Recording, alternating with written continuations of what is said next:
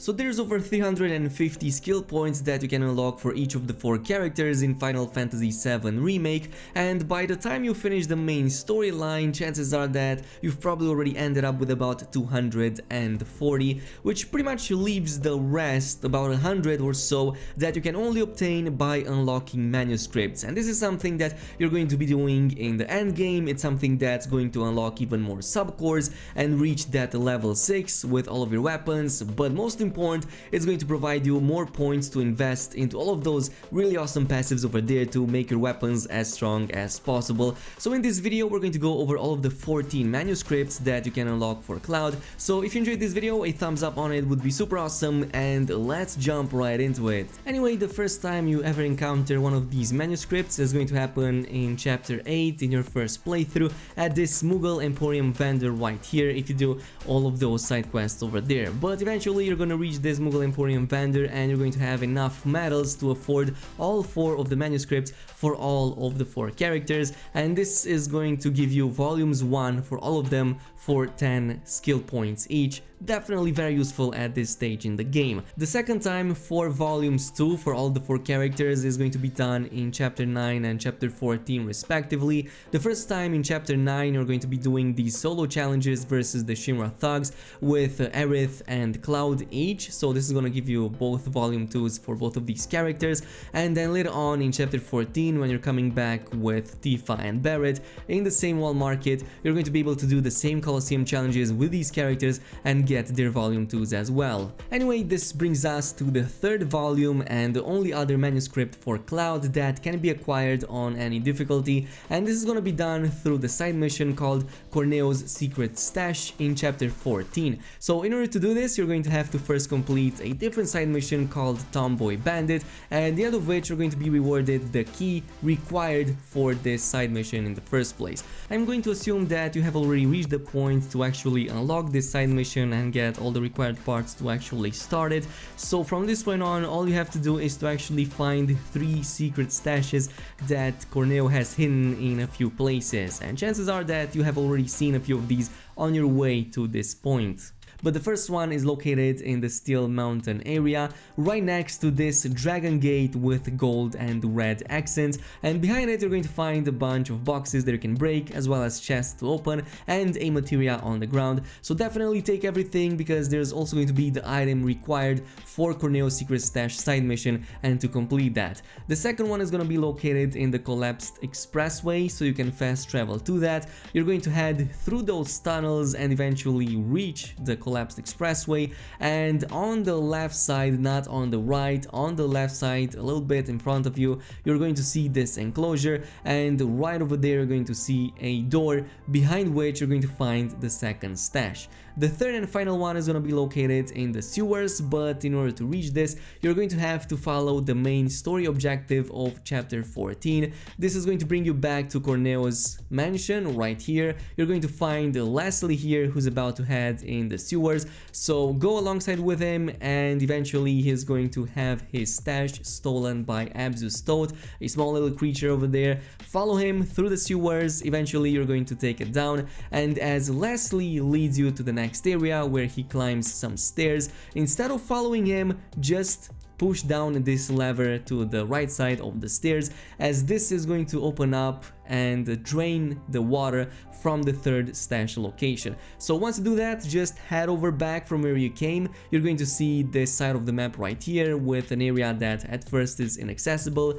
You're going to be able to access now as the water was drained. Go inside of it and open the gate, and once you're there, take care of the mobs and then take the stash.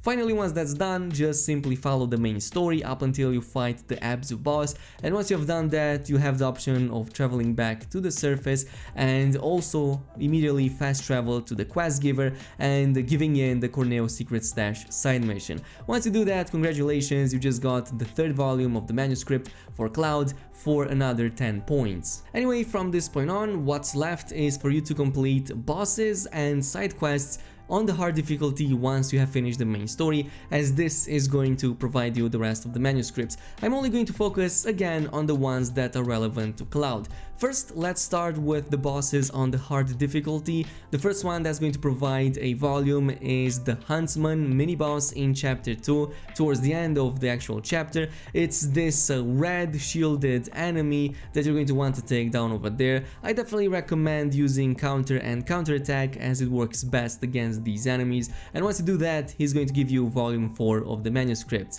The second boss that you'll want to fight is going to be Roche in chapter 4 on hard difficulty. You're going to meet him for the second time in this Shinrock facility, right outside of it, and it's going to be after the bike minigame where you fight him for the first time. So actually the second time you fight him and defeat him, he is going to give you volume 6. That's also going to be quite useful. This brings us to the third boss, which is going to be Reno. You can meet him for the very first time in chapter 8 in the church, and you're going to have to fight him and his goons on hard difficulty in order to get volume 7 of your manuscripts. It's a pretty easy fight, and casting spells against him as well as using counter and counterattack are definitely the way to go over here. The fourth boss for Cloud is going to be the specimen H0512 in chapter 16, also on the hard difficulty. You have to take him down with your party and have some party-wide healing, because there's a ton of AoE going down, also a ton of mobs spawning around him. So take him down, and once you do that, he's going to provide volume 12, which is also going to be very useful. The final one is going to happen in chapter 17, but before going over this, first there's one thing that I have to mention about chapter 17 before proceeding to the last boss over there. In chapter 17, when the first time you actually reach it, you're going to also reach Shinrock Combat Simulator if you have done this on the hard difficulty and have already finished the main storyline. So once you do that, go over there and complete some challenges. To be more specific, it's the ones called versus 3C Soldier Candidate, and you can take on these with all of the characters, and this is going to provide you volume 13 for all of them, including for Cloud. So do this before we actually move on to the last and final boss for Cloud, which is Rufus on chapter 17. Towards the end of it, you're going to have to fight him on hard difficulty, and he is going to provide you the 14th volume of your manuscript, and something that's going to get you like very close to the end of this track. Anyway, this brings us to the final category of the side quests that you're going to want to complete on the hard difficulty, and I already talked about Corneo's secret stash earlier in the video, though that one can be done on normal as well. So the first side mission that you can complete on hard to get a manuscript for Cloud is going to be the rat problem in chapter 3, one of the first that you get to meet after encountering Tifa in the very beginning of the game. Nonetheless, you're going to be pointed towards defeating these rats behind this wall right here with the hole in the middle. So once you go on the other side, take care of the rat, and then you're going to be prompted to immediately teleport to that vendor, and this is going to complete the rat problem mission as well as giving you volume 5 for Cloud. From here on, it's all going to be in chapter 9, again everything on the hard difficulty, and this is going to depend on the route that you choose, depending on your dialogue options with various NPCs over there. And to be more specific, in chapter 9, depending on your dialogue choices, you can either get Sam's route of doing the side missions or Madame M's route of doing them. Let's start with Madame M, since both of her side missions will provide a manuscript, volume 8 and 9 for Cloud respectively. The first one is called the Price of Thievery, and the second one Shear's Counterattack. So the dialogue options are as follows. As soon as you reach the Wall Market district, when you first meet with Sam, choose the dialogue option She's great with books when describing Tifa. Later on, once you finish the dialogue options, head straight to the main objective, to Corneo's mansion, ignoring literally every single NPC on the way, including Johnny that you might get to see on the way. Over there, just talk to the trio and then head back over